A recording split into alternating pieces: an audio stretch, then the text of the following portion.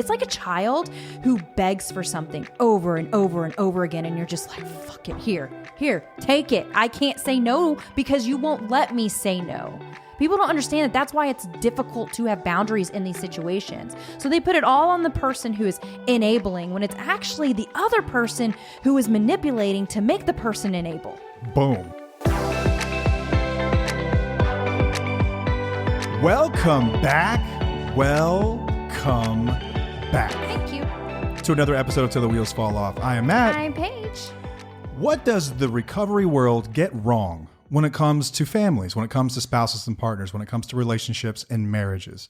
So much of what takes place in treatment centers and therapy offices, detox facilities all around the world, I would argue, mostly in the United States, stick to what I know. In my personal opinion and Paige's humble opinion, they're doing it wrong. They could be doing a better job here. Yep. This is not an anti-recovery or an anti-treatment show. This is just defining the problem, I think, as we see it. How so much is centered on the person with the substance use disorder, addiction of any kind, and often to the detriment of a spouse or partner. What could be done differently, in our opinion? What should people be working on? What worked for us? Talk about some of our lived experience here and where we think they got it wrong. Stick around. It's going to be a fun one.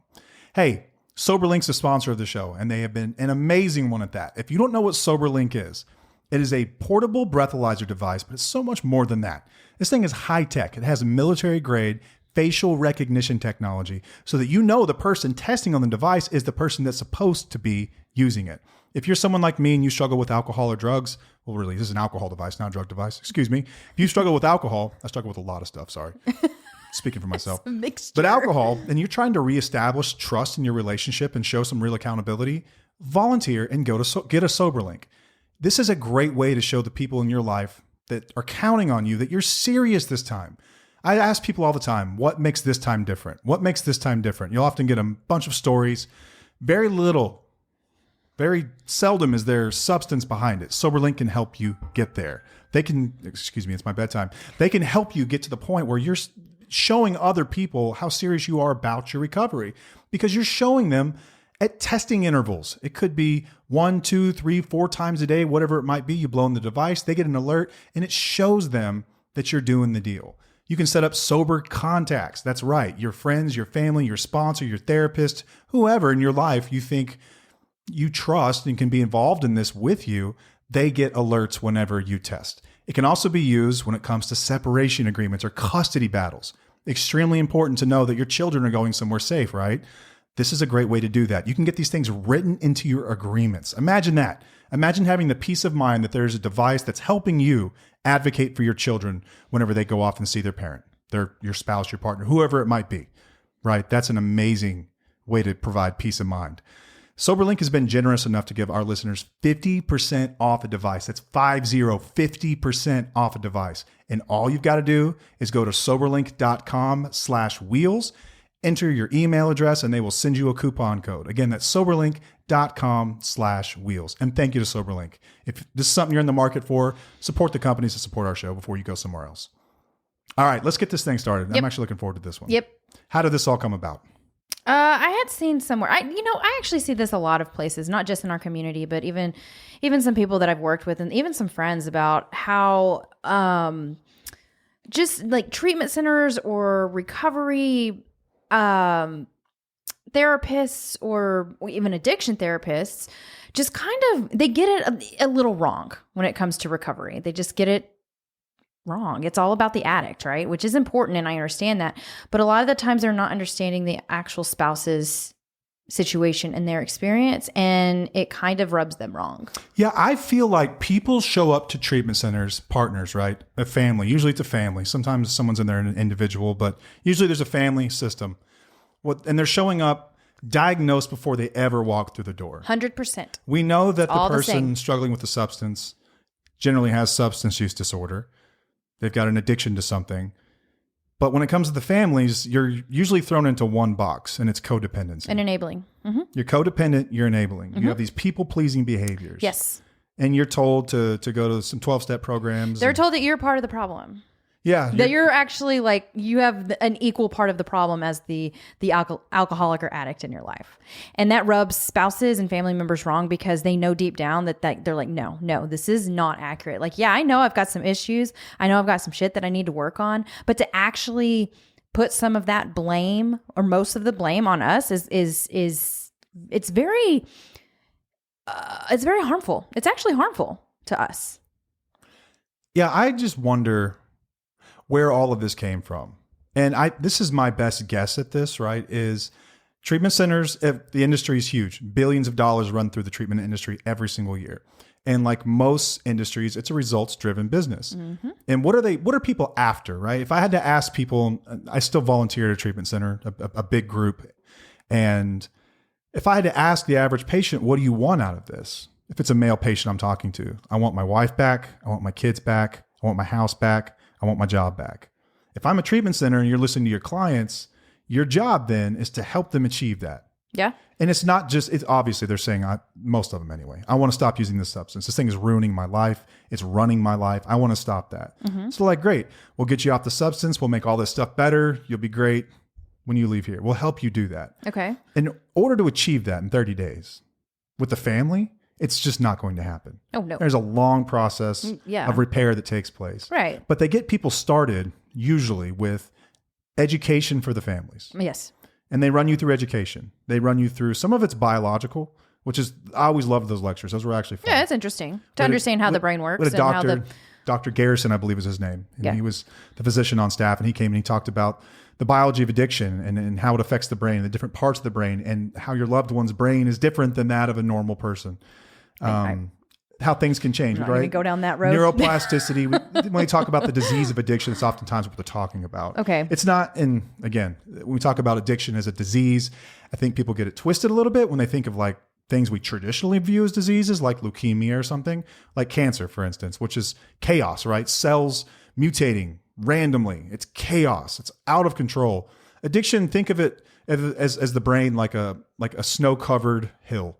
And then you run a sled down that hill, and then you run it over and over and over and over. And this is sort of how addiction can rewire your desire center, the way that you respond, the way that we react.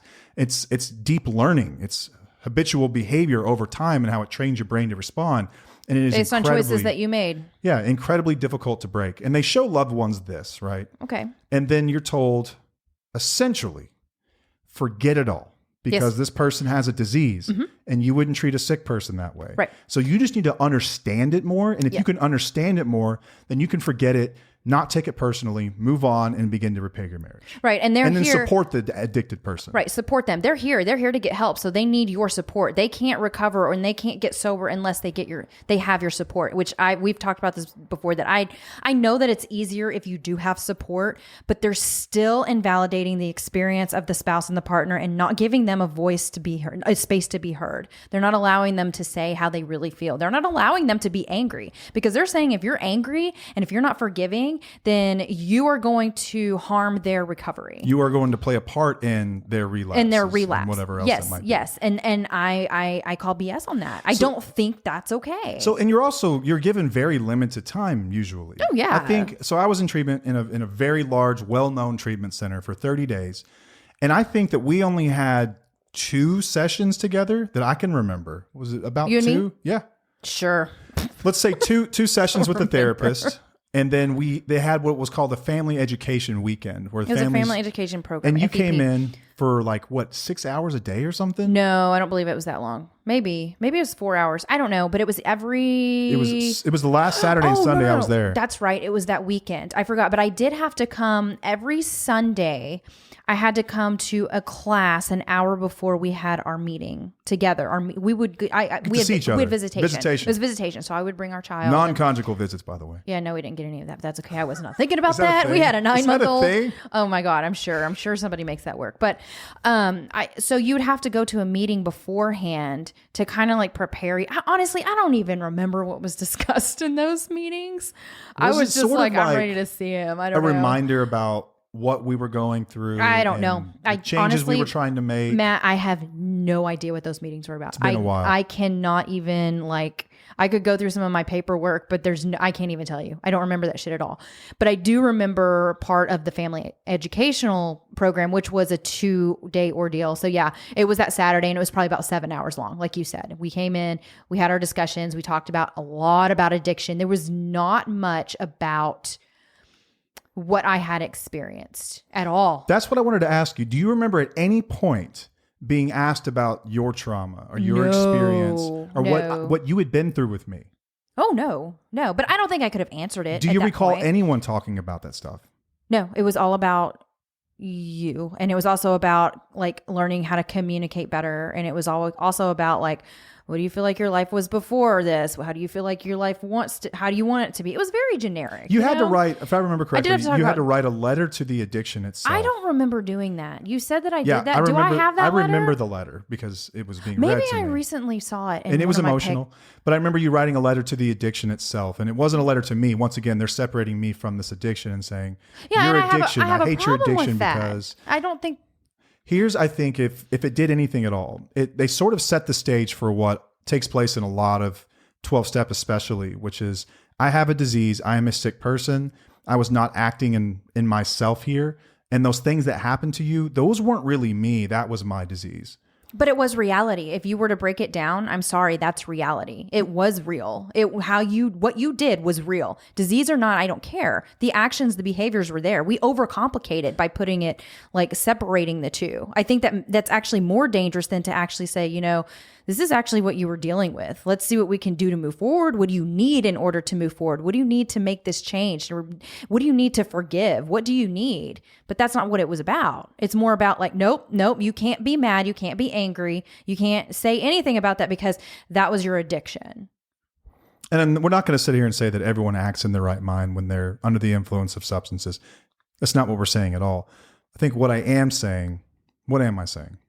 I think what I'm saying is when it comes to the experience of a spouse, you were essentially gaslit that these things, maybe they happen to you, but you need to forget about those and you need to forgive as quickly as possible because we just told you what's going on with this person. Right. And if you can accept those things, then you can't also be mad about the things that you've been through, which is crazy considering what some people have been through, right? This isn't just someone who's drinking heavily in the evenings. This is someone who could have been physically abusive, verbally abusive. This is someone who could have been financially abusive. This is someone who could have committed multiple affairs. Right. This is someone who had, you name it, right? Yeah. The full gamut of behaviors.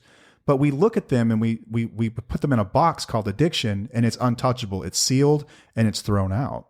And here's where I think that things get really screwed up is that spouses are thrown into this corner a lot and you're forced to forgive before you're allowed to grieve. Yeah. And I think that's the damage. If we're talking about what's really going on, when you think about anytime you've been through something major in your life, I don't care if you've lost a job that you've held for a long time, if you've lost a relationship, if you've lost a loved one to death or disease, you are going to grieve. Absolutely. That is a normal part of our processing. It's part of how we make sense of reality when something's changed. Right. Spouses aren't allowed to grieve. Oh, no. You're not allowed to say you're not call it for what it is either. No. It's that I was abusive and I did some terrible things. And I'm told that I don't have to worry about that stuff either. Not really. Because it was just the addiction, right? If it's just the addiction, if we can just blame the substance or just blame what's going on in my brain, then you can't be mad about it.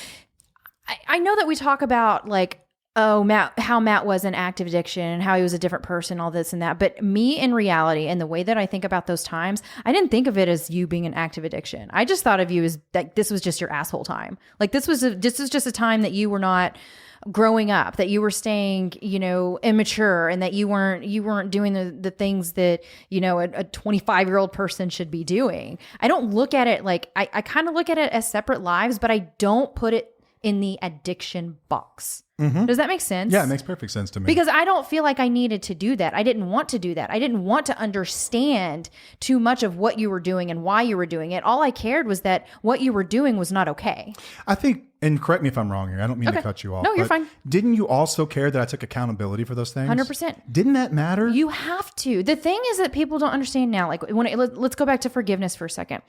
A lot of times people are like, all right, you just have to forgive for yourself, not for the other person or whatnot. You know, you need to let go of all these things. What we know now and what we know more about things now is that we have, trauma. Like complex trauma. Our bodies and our minds will not allow us to gaslight ourselves to forgive somebody when there is no accountability and the patterns still continue. Even if the patterns are changing and your behavior is changing, we still can't forgive at the sign of the first sign of change. Your body will not allow it. You have to allow time to process. You have to grieve. You have to actually allow somebody to show you over and over and over again that their patterns are serious. And that takes time. That can take years. Like, I didn't forgive you over everything quickly. It took time. My body wouldn't allow me to do that. I think you gave me the chance. I gave you quickly, the chance. But yes. You're right. That real forgiveness and that grieving and everything else, that took years. Yes.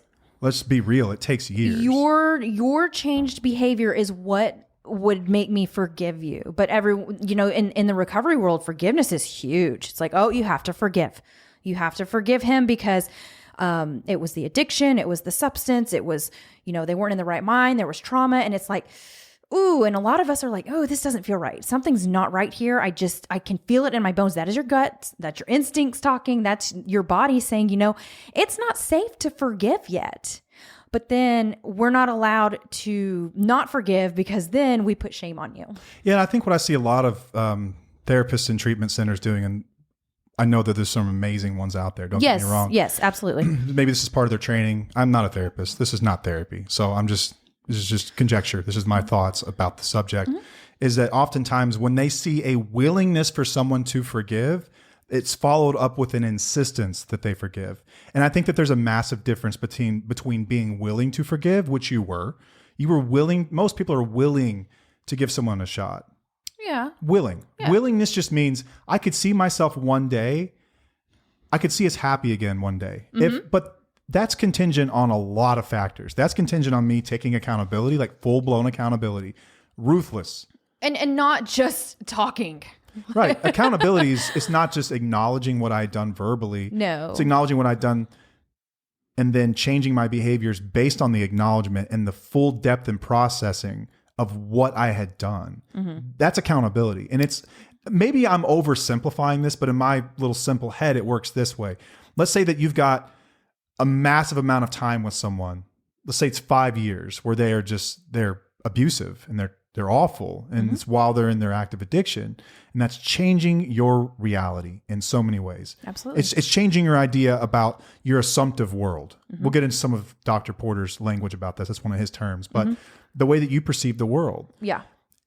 It can, why would we then assume that spouses can just let this go after a week or a month or 2 months or 6 months when they have 5 years of experience where their brain has been trying to keep them safe as hard as it possibly can by reconciling all this, taking what they've heard about addiction, taking what they know to be true in their heart and in their body and in their gut, that I'm not safe. And they're fighting with these two things all the time. And why would we assume that they're just able to let it go because someone has an addiction? I think that you can trick yourself into doing this. I think some people have, but I would also be willing to bet that it comes back to bite you at a later stage in your life.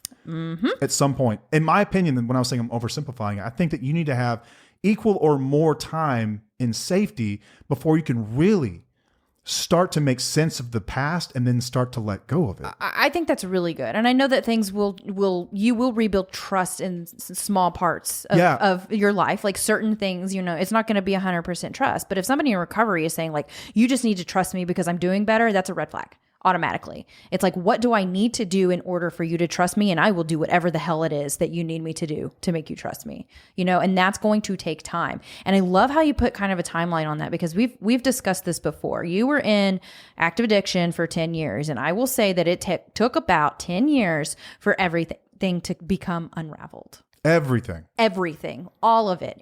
And of course, like I said, you will see, and this is with Matt doing all the things. Like, he stopped lying as soon as he got sober. You allowed me space, but there were still obviously some behaviors that you had to unravel, and I had to do the same. But it was 10 years of unraveling it all. Yeah, and what I think what you mean here. Let me give someone an example. I always had a bad temper. Especially when I was using. Yes. I had a bad temper. I'd flip out about the dumbest shit in the world. Really small shit. Like, whoa, bro. What are you doing? Fucking can't find the TV remote and like lose it. Just like a huge reaction for this tiny little issue. And so I think reactivity became a trigger for you. Absolutely. Well, it got a little better, but over time I would still get reactive about dumb stuff from time to time, as people tend to do. And when that would happen, it would trigger you. And you're feeling it all over again. Your brain's telling you you're not safe. Your brain's telling you this is just like it was before. Yeah. And that's happening 5-10 years after the fact. Right. Now, even probably now today, there's still some little part of you, if I get irritated about something, that remembers, oh, I remember this. Yep. That's what we're talking about when we're saying unraveling all of it. Right. And same with like the triggers. I remember in rehab, during the FEP program, they told me all about your triggers. We were all talking about your triggers, but no one ever discussed that we had triggers as well.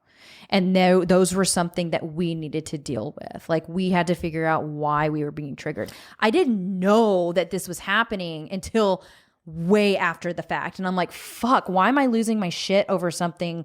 You know, obviously we learned how to communicate really well whenever it happened, but I know a lot of people get triggered by a lot of things. It is insane to me that just like you had a family education program to learn about you, that I didn't have one, or sorry, you had one to learn about me, why I didn't have one to learn about you and the effects of trauma on the brain. But, right. But they didn't know much about that whenever you went to treatment. It would have been very new It was age more about then. Al-Anon. It was more about codependency and all the enabling things. So they told you she needs to go to Al-Anon, because she needs to work her program. She needs to do the same thing that you're doing, but on her own, which I didn't do because I thought it was it was bullshit for me back then. To the beat of your own drum. Which I'm sorry, but it didn't work out for me, and I'm glad that I took a different route.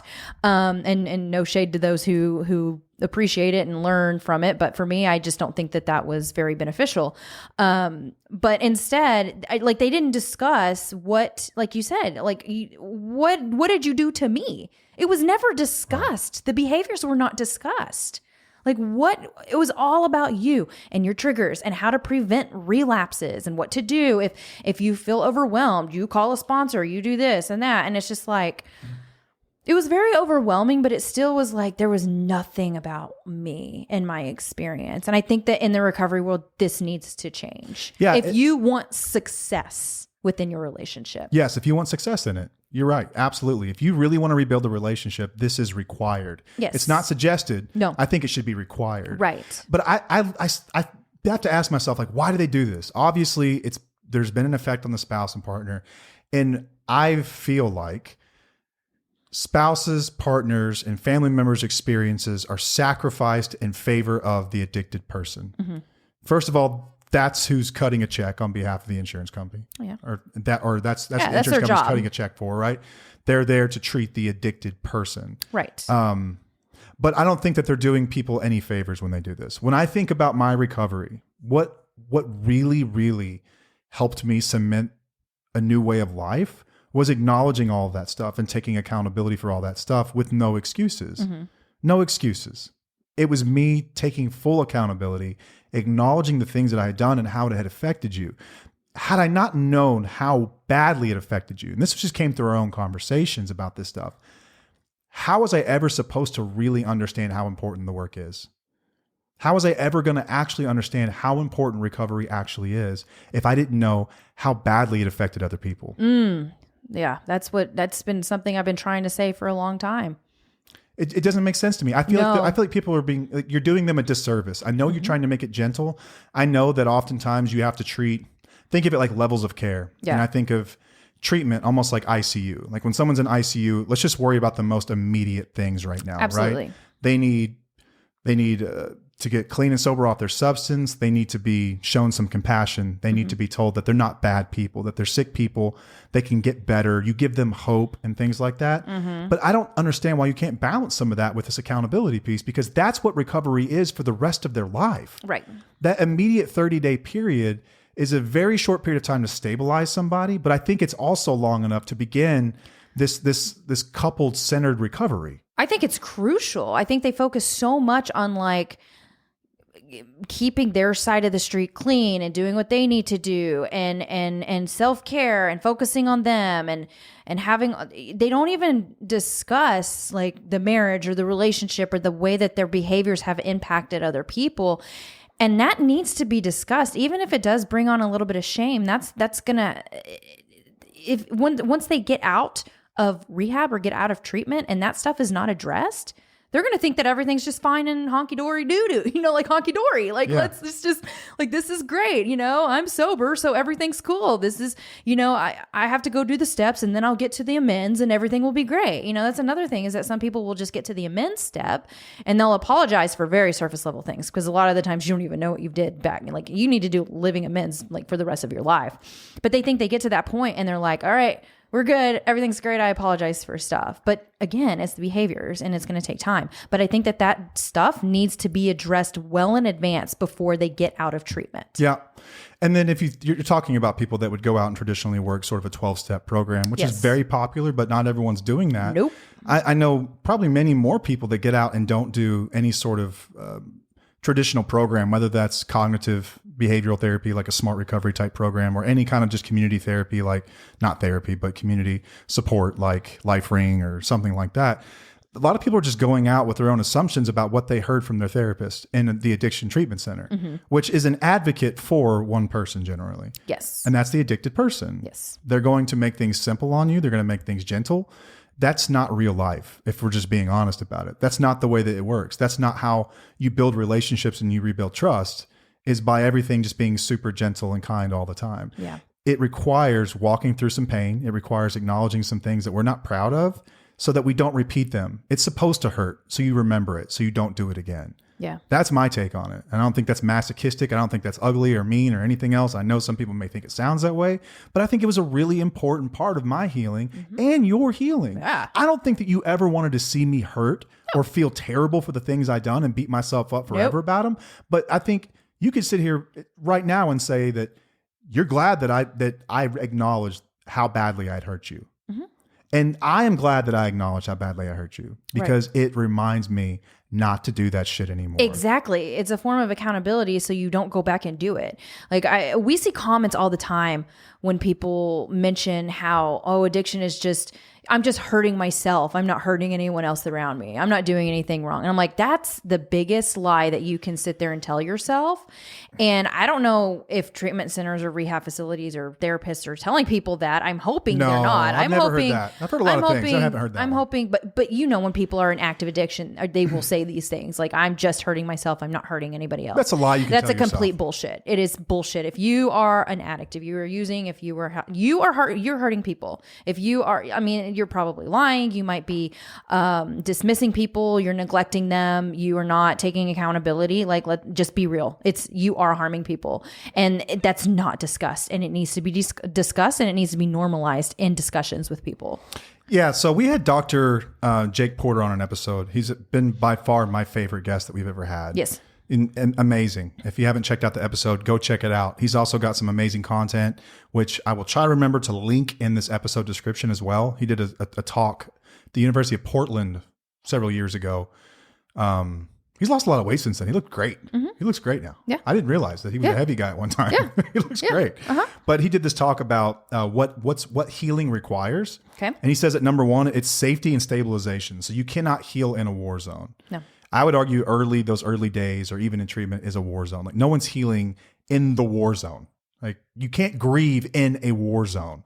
And you also can't heal whenever somebody's in active addiction. We've talked about this. It's like, if you're still going to be traumatized over and over again, even though you try to shift your mindset all the time, it just doesn't work that way. That's why CPTSD is a big deal in these relationships. He also talks about having full disclosure.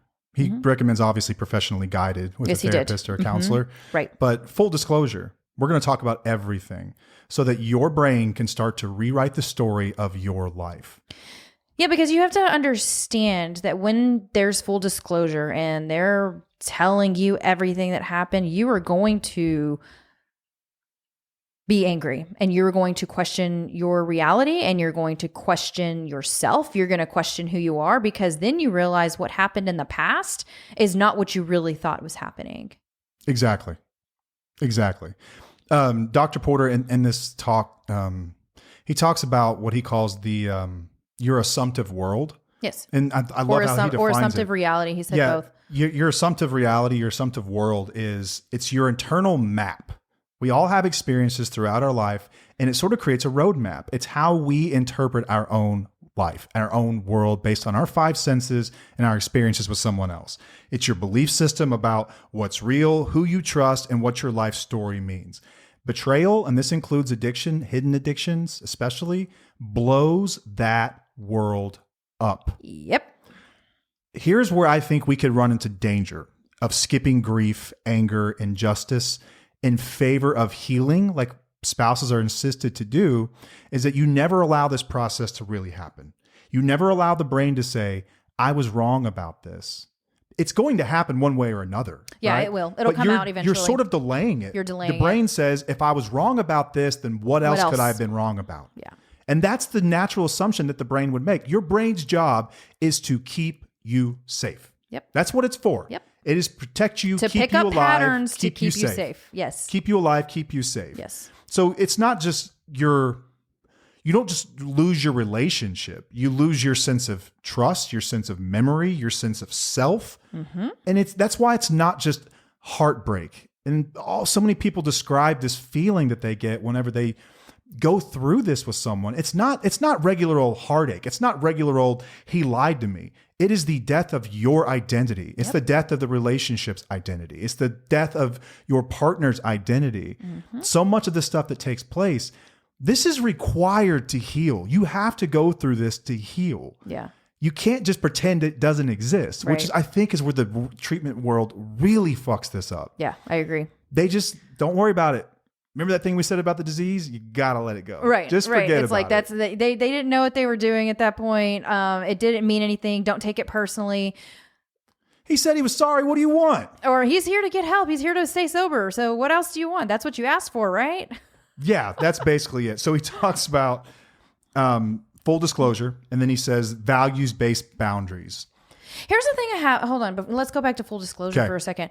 I know that, like with us, we didn't know everything that happened. I know that you were honest with me about a lot of the things that you did once you got out, and you did discuss some of the things that you had done where you had lied or whatnot. But then I do think there were some things that happened that we didn't really know until later on.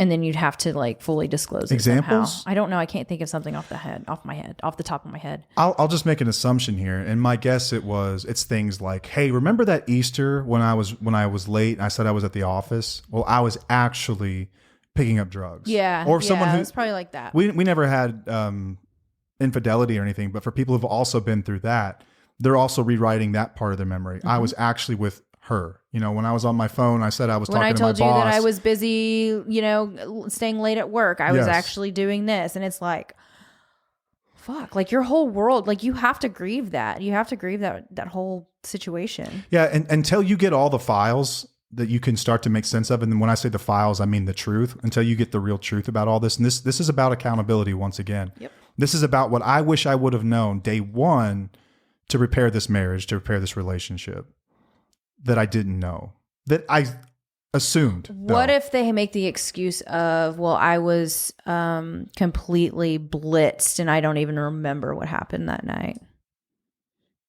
Some people may have said that and been honest about it. Mm-hmm. I've been blackout before and I don't remember anything. I know I've never slept with anybody else or done anything like that, but I'm sure it's happened. I would then say, well, you are an adult and you make decisions every single day about the stuff that you're putting in your body. And if that is a possible consequence, to me, that's a form of betrayal. If you're willing to put yourself in that situation. Absolutely. Yeah. Okay. You know what I mean? Oh yeah. That would be how I would make sense of it anyway, from an accountability Yeah, standpoint. for sure. Like if you were How in do you that situation, like, then yeah. what would you say if I said that? That's exactly what I would That's say. what you would say. Because that's what we've discussed. Yeah, but the brain cannot move on if it keeps getting hit with new trauma. No, it cannot. It can't. No. And that starts with, first, we talked about, safety and stabilization, and then the full disclosure piece. And then he goes on to talk about reparative attachment, value-based boundaries. This is essentially what we do in our course. Take a moment just to plug our course for a second. We have a course called Independently Strong. Independently Strong is a course purpose-built for spouses and partners of people who struggle with substance use disorder. It was partly our own personal experience. It was partly us recognizing that the treatment industry does not do enough for spouses and partners. And so we got with Dr. Christopher Taylor, renowned counselor here in the state of Texas, and we built a course called Independently Strong. Independently Strong helps you find yourself again. It talks about a lot of the stuff that we're discussing in this episode. Talks very little about addiction. I've got one module in there where I kind of give you the rundown on it, but for the most part, it's Paige and Dr. Taylor leading the way, talking about things like betrayal, talking about things like healing, talking about self-care, the importance of establishing boundaries in your values. And we're not talking about identity. betrayal from infidelity. We're talking about betrayal in general. Whenever you're lied to, that's betrayal. Betrayal, a lot of people period. don't understand that. They think that it's just the infidelity. And Right.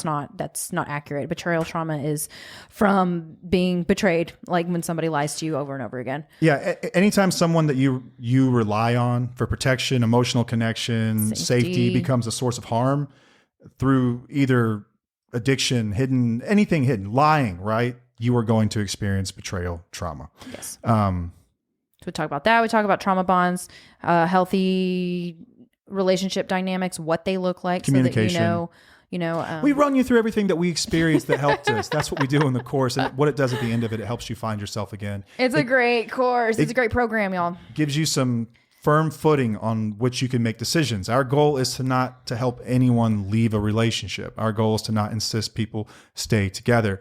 Our goal is to give people tools to make that decision for themselves, because generally what we find is people who are just lost. Yep. Because you've been through the ringer. We help you find your voice again. You're hearing all kinds of stuff and you don't know what to do next. Independently Strong helps people get to that point where they know what their next steps are. You can get 75% off of it, as always, using the code WHEELIES75 at checkout. Either at tufo.com or independentlystrong.com. Yep. And you can also check out, we got merch on that website. We got a newsletter that comes out every week. Yeah. We got Recovery Rocks. We got hey, if you're a listener, you should know about our free Facebook community. Mm-hmm. We want listeners in there. Yes. And there are member-led calls that go on throughout the week within the community on Facebook. Yeah. So if you want to connect with other people that are going through this, people that really get it, check out one of those calls. It's great. They're amazing. Amazing. Okay. Where were we? I don't know. I think we were just talking about chatting. The danger in skipping this grief. Oh yeah, you were talking about Dr. Porter's phase. like the different steps, the things that you need to go through in order to heal. Yeah, and the reason is because the brain is literally affected by betrayal trauma. Yes. When you find out about someone's secret dealings and it breaks the story of your life and the narrative that you've constructed for yourself, it literally affects your brain. Yes. It affects a part of your brain called the corpus callosum. That's a fun one to say. Corpus callosum? Yeah. It's when trauma hits, so that's the part of your brain that connects the right hemisphere and the left hemisphere. Okay. And so the left side of your brain is responsible for logic and the right side of your brain is responsible for emotions and memory.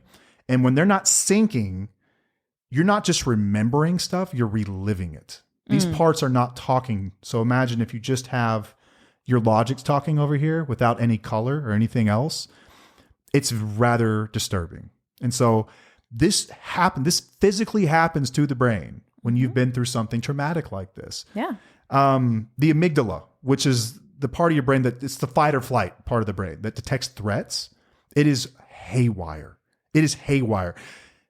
It turns it into like an overactive alarm. This is like where triggers and things like that come from. Okay. Like it's involuntary. It just happens whenever something pops up. Yeah. So you start to respond to everything, even if it's not dangerous. This is when all times people who are in addiction recovery will be like, she's crazy, or she's just, She's reactive. Well, her amygdala is struggling right now to regain some sense of itself so she knows what safety is and what it's not anymore. There's a reason for it. Just like your brain's been affected, so have your loved ones, right? This needs to be in every single treatment center in the country. You're not overreacting. Your body's just overprotecting because it's been through a hell of a lot. Yep. The hippocampus that stores memories and stores sequence to make meaning. This is your filing cabinet. Okay. Is every file's been thrown out. You cannot organize these things.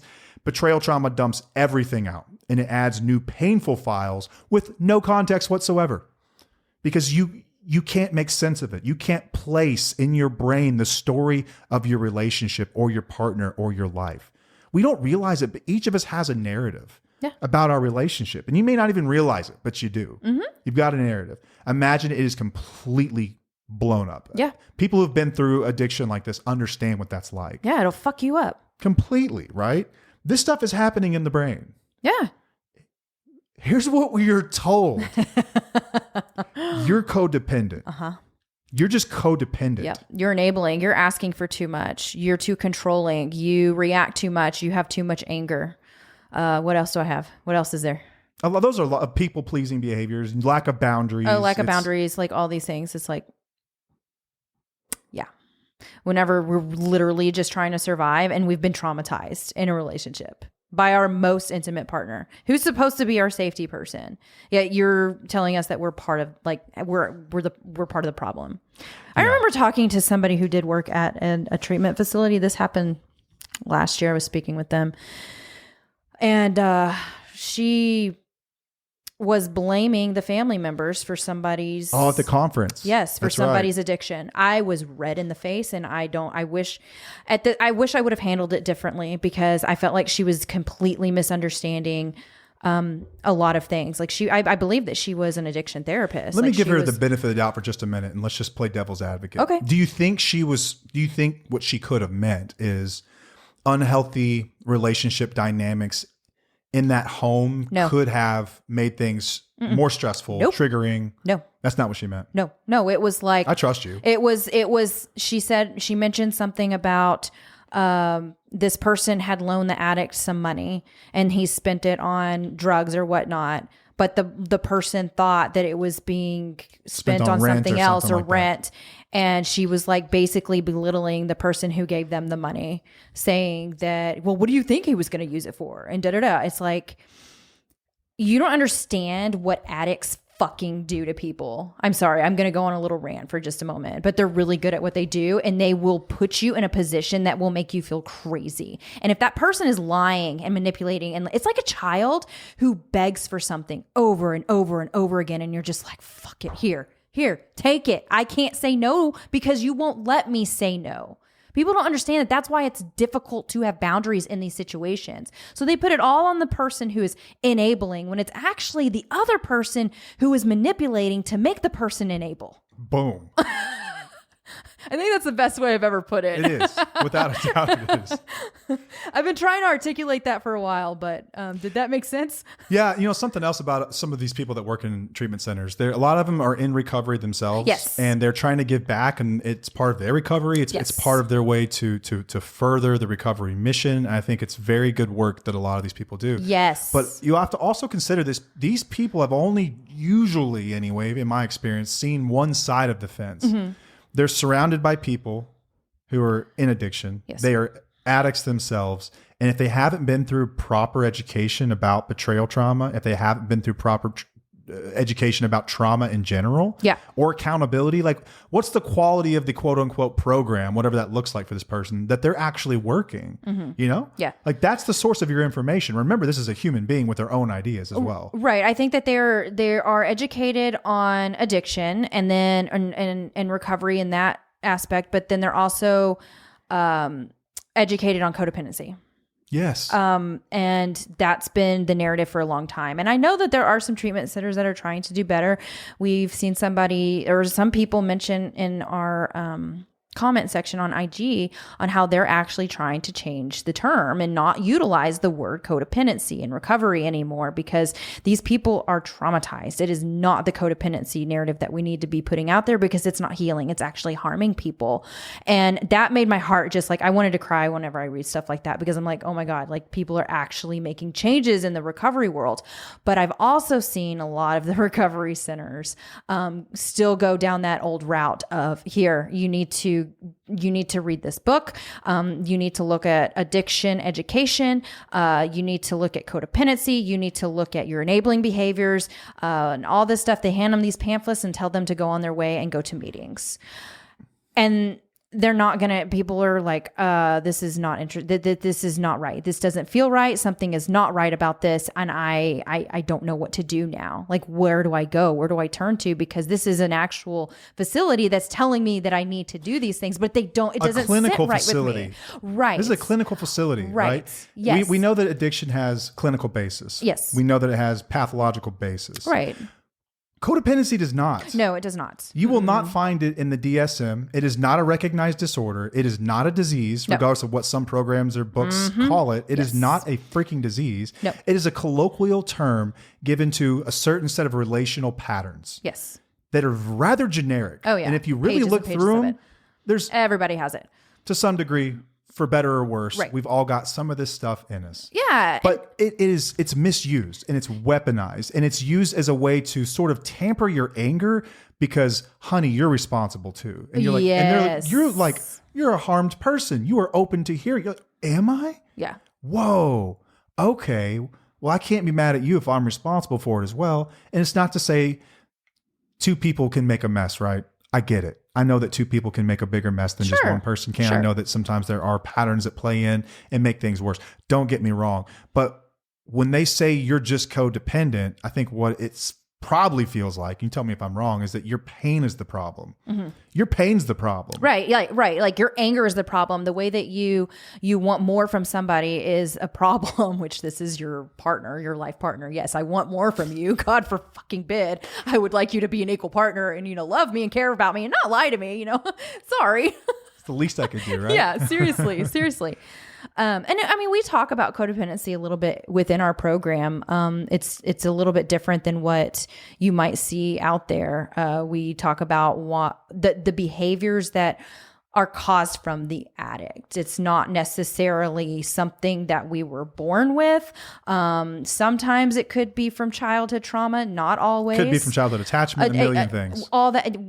We don't go that route because that's not our experience. But Nor a lot of the times what we've said is that the addict has the bigger part in it. Here's the way I see it. That's just how it is. And it was actually simple for me to see it this way.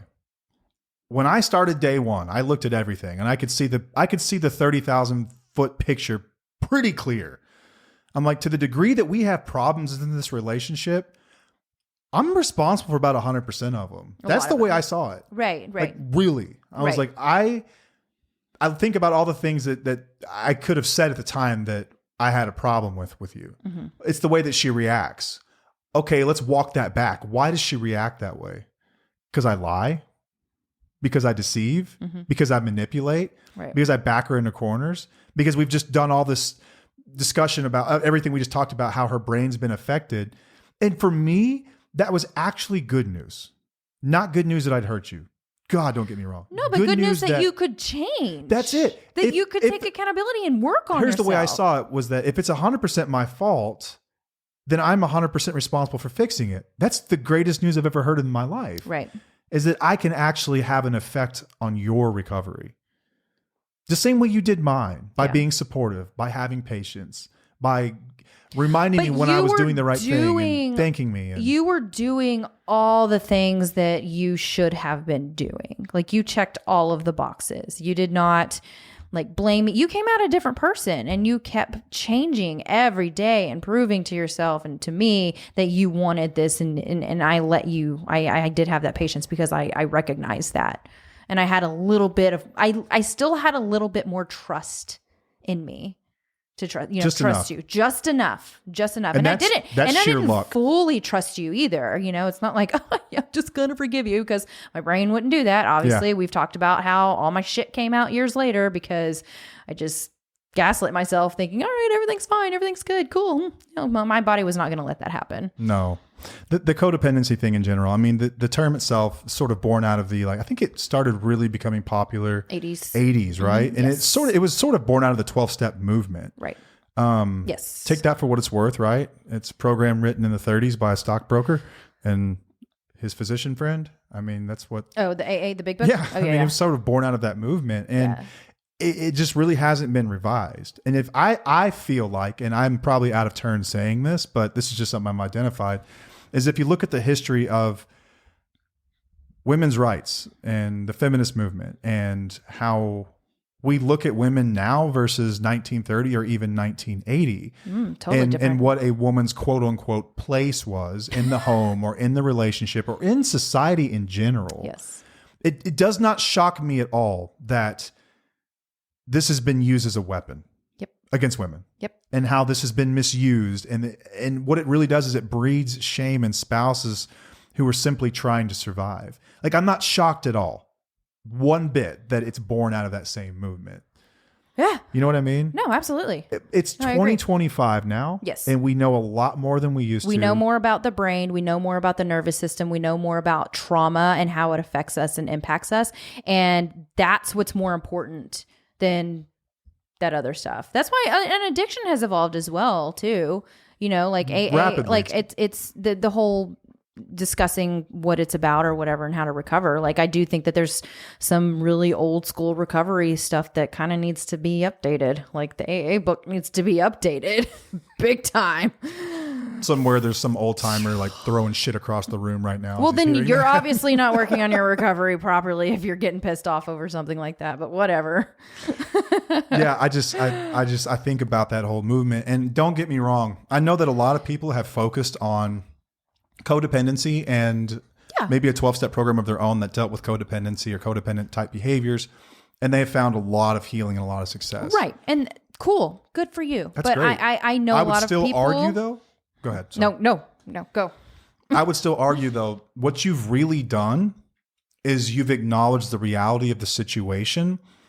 You've taken accountability for your own healing, and that often meant for many people either the decision to show up in something that was continually harming them and how that was not a good idea, or the decision that they had to move out of a bad relationship if they ever wanted to heal. Yeah. I think the result is still agency. They still regain agency over their lives. Yeah. But I think that there's so many other people that show up fresh and completely new to all of this. And this is the first thing that they hear. This is the first shit they hear. There is zero validation.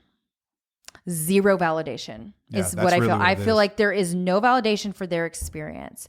There's no education on their experience. There's only education on the addict's behalf and what they've gone through. But what about you and your experience? There's very little empowerment because they don't. It's always.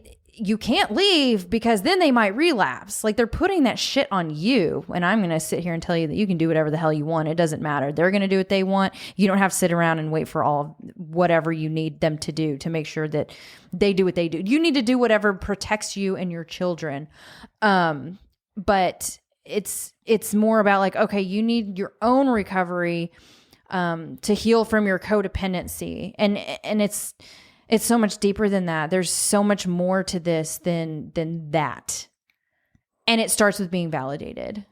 Yeah, I saw a post today in our community, and there was a person talking about their loved one had just gotten out of treatment or maybe was still in treatment.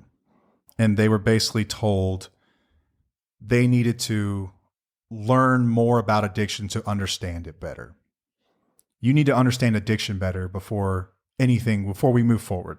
You need to understand it. Like, you can't get mad at me. You can't set these boundaries because you don't understand addiction. And the therapist, and that's why they're confused too. Because they're like, you need to set boundaries, yet you can't set boundaries because you need to understand addiction. So it just gets fucking confusing. Anyway, keep going. This person's therapist had essentially cautioned against setting boundaries that were too firm in fear that it could cause this person to relapse. Mm-hmm. And they were more or less guilting her. for her pain and what she was feeling and the way that she was trying to protect herself. I have such a problem with that. I do too. I think that's absolutely insane. I don't think they're doing that guy any favors. I'm assuming he's a guy. I shouldn't, but this person, right? I'll just say person, whoever this person was. They're not doing them any favors. They're enabling and softening and saying that, oh, you poor baby, you know, everyone needs to just be quiet and let you do what you need to do to get through, and still dismissing somebody else's experience. It is just such a flawed idea to place education over boundaries. In that instance, it's as if intellectualizing addiction makes betrayal less painful or something. Like, it's not true. Intellectualizing something doesn't make it less painful. Maybe it helps you understand the why, knowing why someone did something, but it doesn't fix the what. I think that it helps you understand that it's not necessarily personal, even though I think that how anybody treats you is personal. But it does kind of take away that, like, why can't you just do better? Why do you have to do this to me? Why do you love alcohol more than me? Like, it takes away that. Sure. Right. And it takes why do you keep choosing alcohol over me? Right. Like, and I understand that to a certain extent. To me, I still feel like you're overcomplicating it, and we need to simplify it even more. And how, like, it doesn't matter, addiction or not, how are you being treated? It's that simple. Yeah. Addiction or not. Like, you don't overcomplicate it by trying to understand it. But I do feel like a lot of therapists and a lot of addiction therapists do go down this route of, like, you just need to understand addiction more. I know people who understand addiction too much, and it has kept them in situations that are very dangerous because they understand it way too much. You've got to find that line. Like, we don't talk about, if you go to our website and you look at the book recommendations that we have, there's very little on addiction. Like, there's a couple. I think I've got Addictive Thinking. You do, and I've that got one's Biology decent. of Desire. I think Addictive Thinking, in my opinion anyway, is probably the best short read that you can take to understand addiction. Yeah. Tversky, it's great. Yeah. I mean, I have some, I could nitpick it, but I'm not going to do that. Sure. Because it is like AA based. Is it? Yeah, I believe so. I can't remember now. I believe so. I wouldn't be shocked. No, just thinking of the verbiage that's going on. I could be totally wrong now because it's been a minute since I've actually looked at that. But Biology of Desire is probably, I didn't finish reading it because it is very, like, it's very dry. If you're into neuroscience, you're going to think it's the greatest book of all time. It does really, and he was an addict, right? Yes. And he, like, puts it into words, though, that, like, okay, it's not that deep of what people think it is. Let's just simplify it. You're making it way more complicated than it really is. And you can't really talk about it unless you've been in it. And so if you talk to people who've been in it and then out of it for a long time, like, you can understand, okay, you know, they actually know what they're saying. And I kind of agree with them. It's the ones that are, like, going by textbooks. It's like, oh no, that's not accurate. I don't think that that's how it works, but okay. You keep trying to do you. But anyway, but the books that are on our website, there are some on addiction, but a lot of them are mostly, like, personal development, because I think that that's what's most important to build yourself up. It's not learning about how addiction works. It's not learning about codependency and enabling. It's learning about you. It's learning about what you want and your values and who you want to be in life. Like, it's that simple. Like, I feel like we just overcomplicate this shit so much that it makes people so confused, when in reality, you just got to build yourself up to make decisions that align with your values. And in order to do that, it's reading about things that will help you develop as a person. Yes. It's absolutely. I mean, that's why we talk about self-care and all these things. It's not addiction. Like this narrative that if you just understood addiction better, if addiction education was a vehicle to healing and getting through this grief process and everything else that we talked about, this idea that if spouses just understood better, then they'd stop being so upset and reactive is preposterous. I'm sorry, but you need to be upset. And you need to be reactive. It's a normal part of the healing process. Like, what are the stages of grief, right? Anger is one of them. Yes.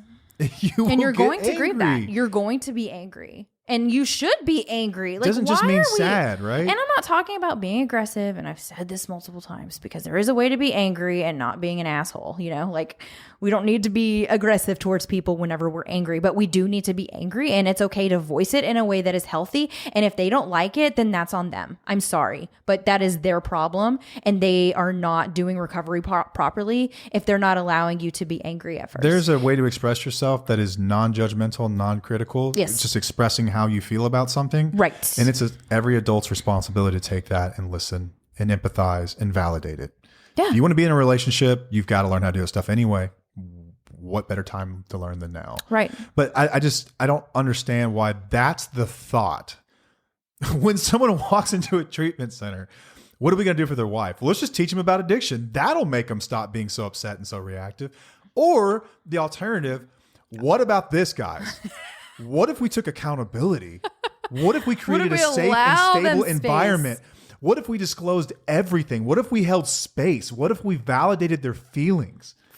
Yeah. What if we walked through it with them? Mm-hmm. What if we held space for them and did everything we could to reestablish safety? What if we got into therapy together while I took accountability? How about this? What if I changed my behaviors? Woo! Holy shit.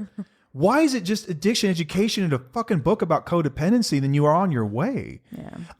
If you're a treatment center listening, like, you're an idiot if you're not taking this and writing a program with it tomorrow. I would do it myself if I knew how to start one of these things. I would.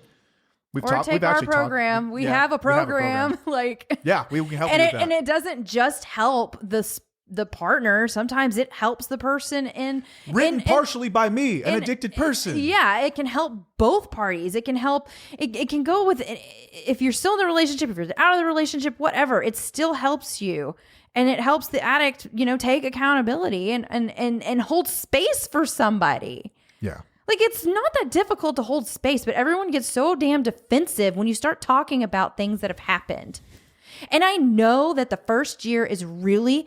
Okay, we've talked about this before. I know that the first year is really difficult to discuss things that have happened in the past because your brain is still rewiring. We're talking about brains here. Yeah, you're right. You are removing substances. You are doing things. And I know that it's complicated, but I still believe that things can be addressed in a way that's healthy as long as you have a mediator there. I don't think that if you're doing it together, it may not...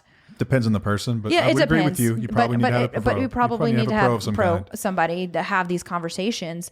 But I do think that it needs to be addressed in recovery programs in the treatment centers because I know you're just giving them space away from their environment to like chill and rewire their brains and stuff. But guys, this is real life. Like, this is the real life shit that they need to deal with. And if you can, speed it up a little bit, that's great for everybody involved. Like Paige and I talked about this. Like, if you want to do the most good in your treatment center, why are you not focusing on families more?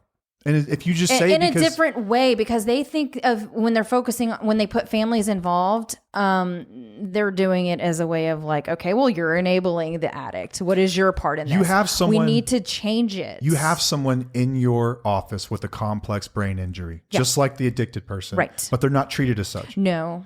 They're not. They're treated. Treated as almost like collateral damage here. Yeah. And programs are designed for addicts, not and partners, spouses. They get crumbs. If you're trying to really do the most good in the world, I don't give a shit what you can bill insurance or not. You should really dedicate your time and attention to helping the other people involved as well. Yeah. If your goal is to better families, if your goal is to better people, married or not, when they leave there, you should be focusing on partners and spouses just as much as you should guys like me. Yeah. And if you guys want, some input, you can email us at info@tufocouple.com if you're a treatment center. Yeah. Paige and I have talked about starting a facility, and this was the reason why. Like, this was the literal reason why. It's like, I think that anyone can get out there and they can get with a consultant that could, help them write a really good program to help people heal from addiction using modern science, using some of the more traditional methods, a hodgepodge of things. Let's throw everything at it. Let's get people well. But on top of that, having a world-class program for spouses, partners, and families would be the biggest game changer in the world. Absolutely. I just don't understand why they're not treated as people who've been through a hell of a lot. Right. It's insane to me. Spouses are told, like, I remember It was just always about me. Like, this is my story. And you just focus on your side of the street. Like, what does that even mean? What are you talking about? Threw a fucking candle at me last night. It means turn a blind eye. It's their disease. You can't be mad. Yeah. I could go on and on. How about validation, education, empowerment, and recovery for them? Yep. VEER. That's what we do. That's what we do. So what needs to change? What needs to change? So I think that instead of just having addiction education as therapists, I believe that they need more trauma training, and specifically betrayal trauma and relational abuse, because there's a lot of abuse that goes on within these relationships. Oh, yeah. And I also believe that actual couples work should not start until the addicted person is truly accountable and stable. So I think that's why it's difficult to do it within 30 days. Within the 30 days, but you can start. Right. I think that you can at least start with the spouses and let them validate them and let them know what they've been through, or they let them have a space to talk and communicate. Offer them like our program and say, look, this is something that's going to help you rebuild yourself. This is going to help you understand what you're going through and how to find your voice again, to where it's not just about the addict, where it's about them as well. And then you can kind of get some of the couple stuff going in. But honestly, like, real couples therapy is not very beneficial until they are stable and can take accountability, because a lot of the times they can manipulate a therapist and still, they can harm the partner even further in professional settings. Yeah. I've seen that, and it breaks my heart. I think we need to normalize a lot of things. I think that normalizing the trauma that spouses have experienced and understanding that it is a complex sort of trauma, that betrayal trauma has taken place oftentimes. Not always, but oftentimes. It's when you don't, I think anytime there's an addiction, there's some level of hiding and deceiving. So I would argue to say that there's always some sense of that. It's probably not the same as like an affair or someone who has like a porn addiction. They're completely hiding that from you. But still, it's still going on. You're still going to get that, some parts of it. I think we need to normalize that. I think we need to normalize having boundaries over just blind support as well. Blind support, while I think support is a beneficial thing to have, don't get me wrong. I had support. I loved it. It worked great for us. But with boundaries, there are conditions. You know what I mean? I can't tell you how many times I've seen a wheelie post anonymously in our community, and they're doing everything they possibly can to be supportive, and they're still in the line of fire. And how difficult that is, and how there's no one there to validate them, no one there to advocate for them, no one there to speak for them whatsoever or stand up for them. Nobody. There's usually an addiction counselor that's concerned with one thing and one thing only, and it's that person who's struggling with addiction. That's it. That is absolutely it. I think we should also normalize, we talked about it, anger is part of the healing process. 100%. It is part of grief. If we're being honest about it, a large part about what we went through was your grieving. And from start to finish, right? The entire process of grieving and getting through your betrayal trauma, which allowed you to feel safe again. Yes. Normalize that. Yes. We need to normalize that process. That needs to be in every single training manual for someone who's running a family education program of some kind. And I think we also need to normalize walking away when there's no safety. Let's just be real. Or walking away when the damage is just too done. We don't have to have a reason specifically to be done. Yeah. Why can't we normalize that? I am, if I had to guess, I think I'm pro marriage. Marriage has served both of us very well. In healthy. Life. You're my best friend in the entire world. Right. I don't want to go anywhere without you. I love you. You're my favorite human in the world. It's always been that way. You're my favorite person in the world. I think being in a relationship is great. It's a gift. It's a blessing. It's an amazing thing. But only when they're safe, like you said. Only when it's right. The healthy and if it's dynamics. Not, get the fuck out. Yeah. If it's not going to be possible, why are we keeping people prolonged in these situations to the disadvantage of them and for the advantage of one other person? It is truly collateral damage. That is a zero-sum game.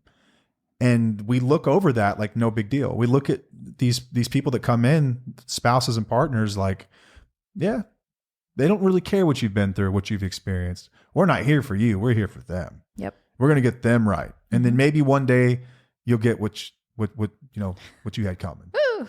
Yeah, maybe one day, right? Yeah.